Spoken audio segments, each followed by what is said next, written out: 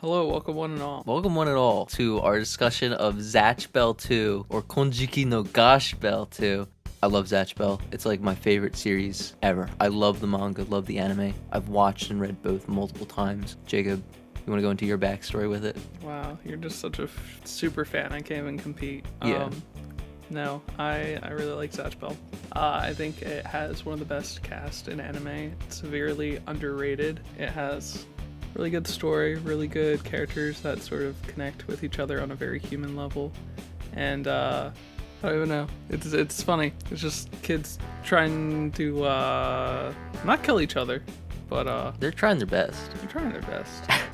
So when I heard they were making a Zatch Bell 2, I was like, Jacob, here we go. We're making a series on this. We're going to go like chapter by chapter and we're going to just discuss all of them. And that's what we're doing today.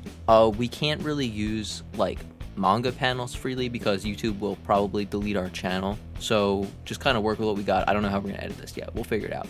But anyway, we've read chapters 1 through 3 at this point because we're a little late to the show. But we're still going to just go chapter by chapter, and this video is just going to cover chapter 1. First, I guess we'll explain what happened in the chapter, and as we go along doing that, we'll talk about like what we think about it, some theories for the future, that sort of thing. To begin with, we got a whole new cast here. Ziggy, Zelie, Olmo, and Mippy. And these are just a bunch of kids, except Mippy is like a dog, and Olmo is Zelie's brother and a little baby. It's a baby. Yeah, these four are just getting like beat up by some new guy, and his name is Wig. He's just, I don't even know what he is. He's like a big monster guy who's very clearly made to not be described as a demon.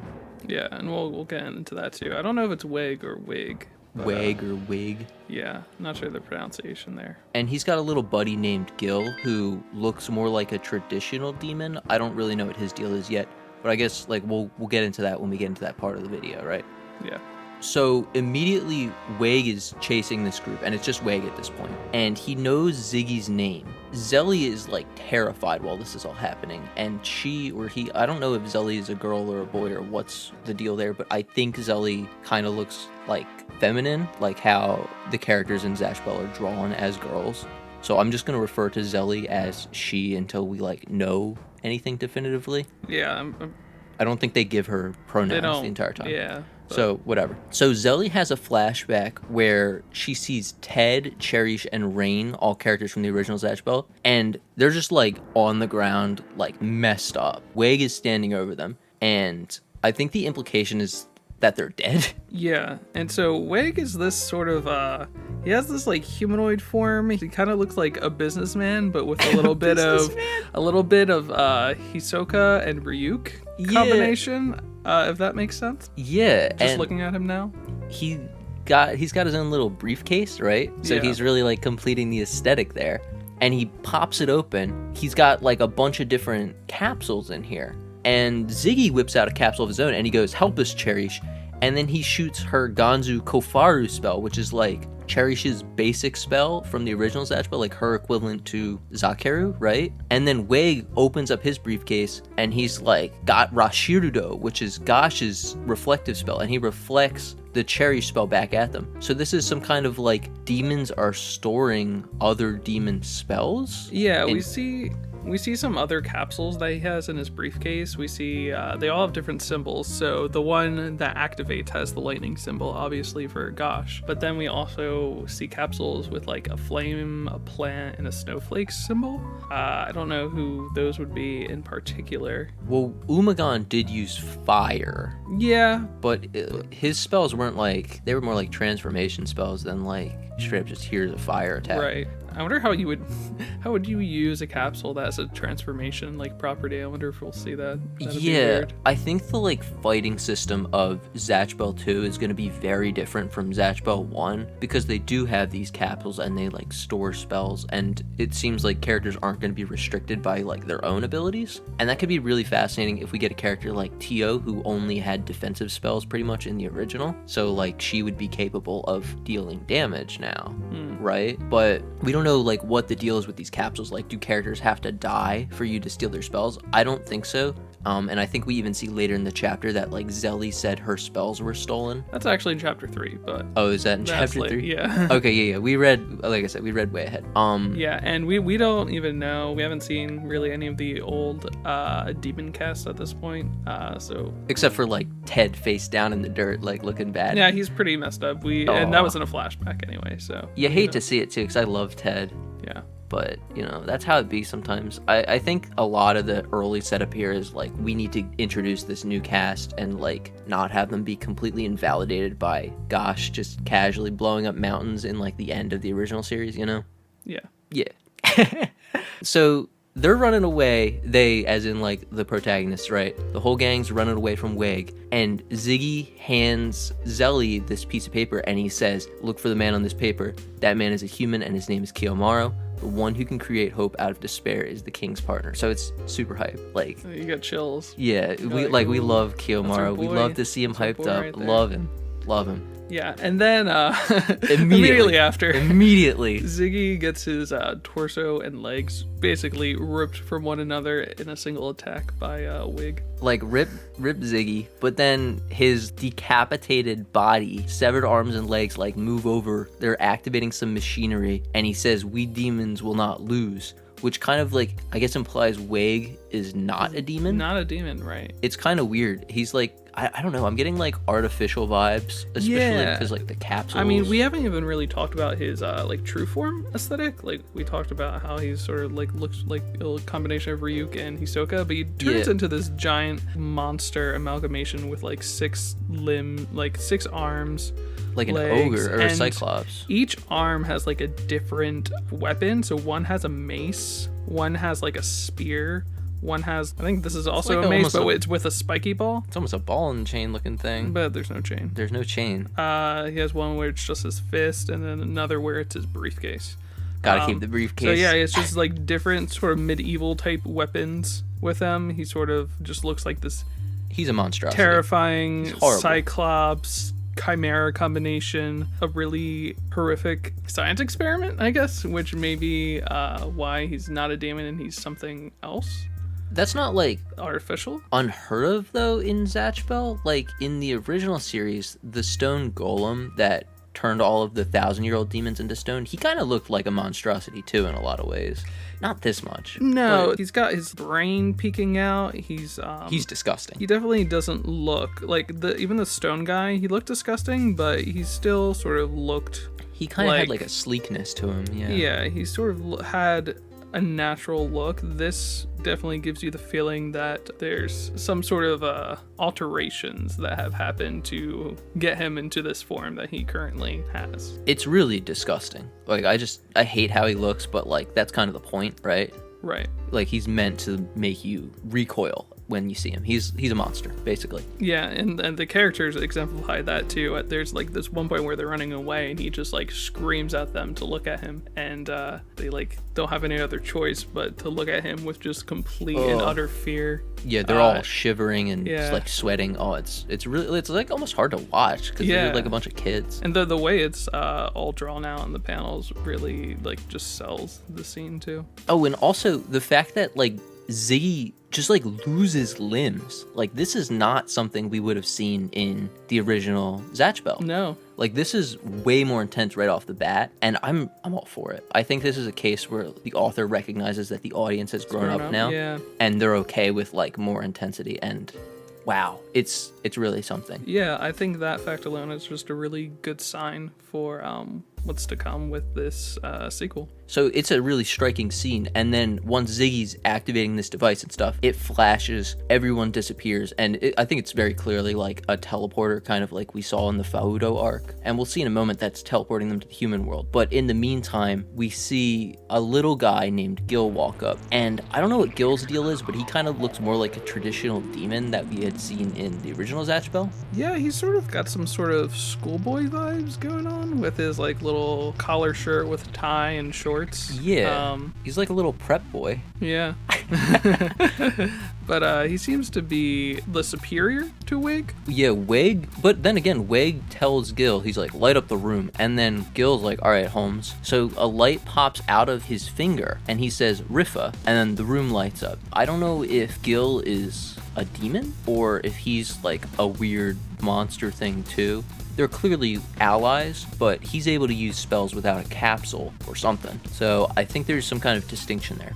And once the room is lit up, we can see that there's a big orb that has the demon book signal on it. Again, it just looks like what we saw in Faudo, so I think it makes it even more likely that this is just like a teleporter. And they even say that the room belonged to Rio, I think that's how you pronounce his name, which was the guy who like controlled Faudo in the Faudo arc in the original Zatch Bell. I think it's pretty apparent that they're trying to make that connection.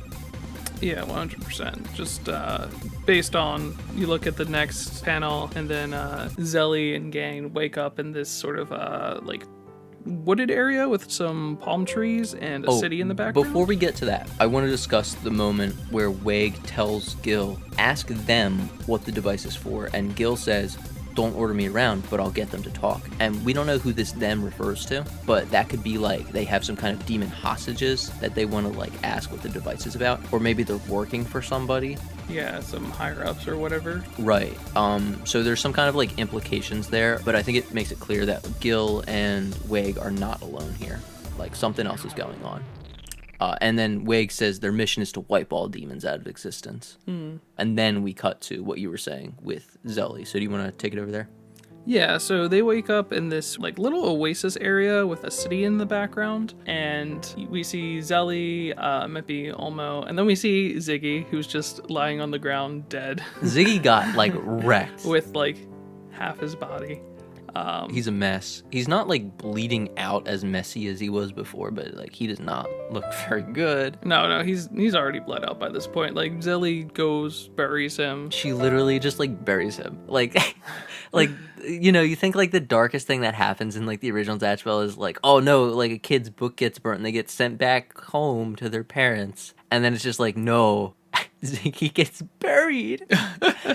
And Zelie's tough too. She has like some survival skills. She makes a little makeshift splint. Yeah. With I think a branch and like her shirt for her arm, which is broken. And she just carries her brother Olmo, and they walk into town looking for. Oh, she's trying so hard to be tough. You know, she's shaking and like crying this whole time. It's really sad. Yeah. She's like so short too. You gotta figure she's like 6 years old. You know, she's got this like little baby in her arms. She's looking around town for people, and she's asking about Kiyomaru, and she meets this girl, and the girl's like, well, that's not an Egyptian name. He wouldn't be from around here. And then this is like really funny because later on this girl's gonna come back and she clearly knows Kiyomaru, so like I could probably do a whole analysis on what her deal is. But I don't know. She kind of like looks mean early on, right? Yeah. But as we'll see, she's not like a terrible person later on, but again, we'll get to that. So they're walking around town hungry. No one's giving them food. People are creeped out by Olmo's little baby face, which is like half scarred or something. And they say that it looks rotten and it smells bad. So he's got like some kind of zombie face going on here. Yeah, it's a very interesting description. I'm not even sure what to make out of it other than like, yeah, he's a demon, but like so is Zelie, but they aren't like creeped out by her. Something is weird about Olmo in particular. I think we can discuss more on that when we get to the part about Kiyomaru. Spoilers. Ooh. But Kiyomaru does show up in this chapter. Well, they meet a boy who says he knows Kiyomaru. Oh, of course, yeah. Well, and they meet a boy who says he leads them. He leads them to some slave traders, actually. He like plays them so hard. He's like, all right, Kiyomaru's over this way, guys. And then they show up, and then it's just like this whole gang towering over Zelie and everyone. And they're just like, yeah. Oh, okay. So one of the slave traders says, who's this girl? Not much of a workforce. So to him, apparently, Zelie is a girl. He says, didn't I tell you to bring boys? Because he wants to sell them for manual labor. Like, Zatch Bell had some moments that were like, what is going on? Tio jumps off a boat in the original one and has to like swim to shore, and she's half dead by the time Megumi finds her, you know, after being betrayed by her best friend. But like, no, in this one, Ziggy just gets his limbs cut off, buried, and then the kids who are left like almost gets sold to freaking slave traders. Yep. This is something else. This is definitely a different tone. Like, characters in the past have gone through a lot of stuff, but nothing this like violent. Yeah, as I don't know. It's cool. Yeah. I really like it. So these slave traders are like, well, this baby isn't going to be very useful to us. Yeah, they're like, oh, go toss it out somewhere. Yeah, so they go to grab it. And then Zelie's like, I think the heck not. So she grabs it and tries to run away. And they come at her with a crowbar. Like, they're going to whack this little 6-year-old in the head.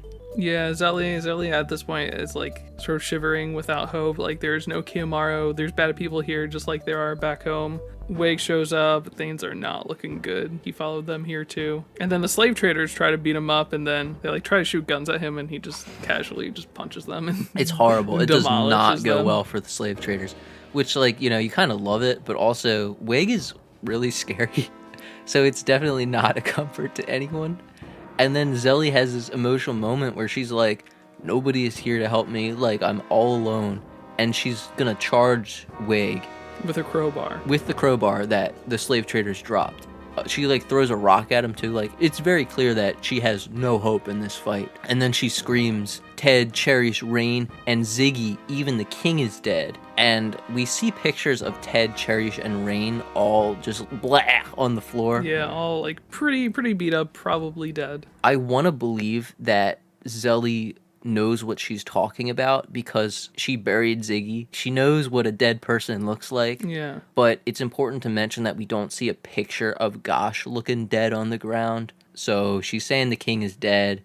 I don't know if I buy that. No. I think, there's no way you just kill off the main character off screen, right? No. No way Gosh is dead. Like, no body. He's not dead. No, we know. We'll see him later. Yeah. We're waiting right now. But she says, the only one who can protect Olmo is me.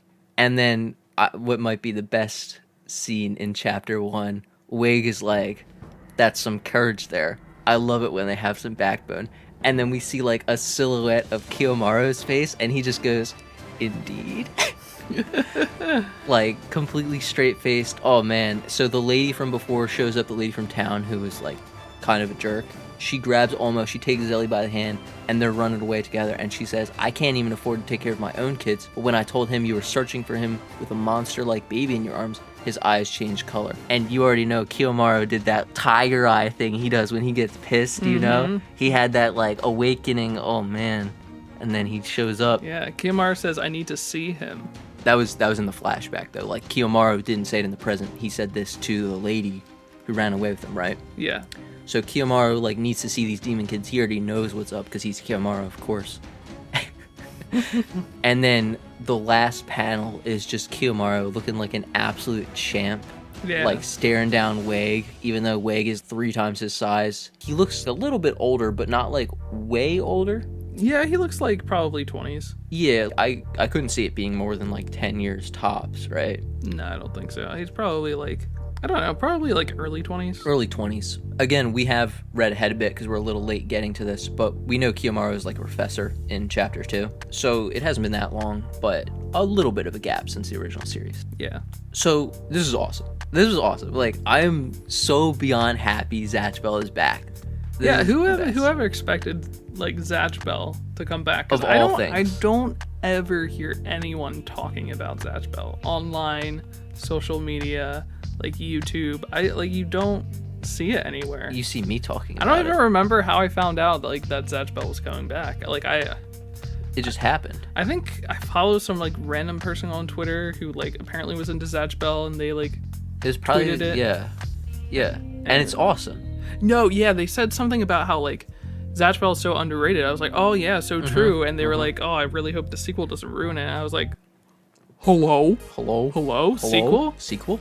And then I, like, went searching for myself, and then we found it.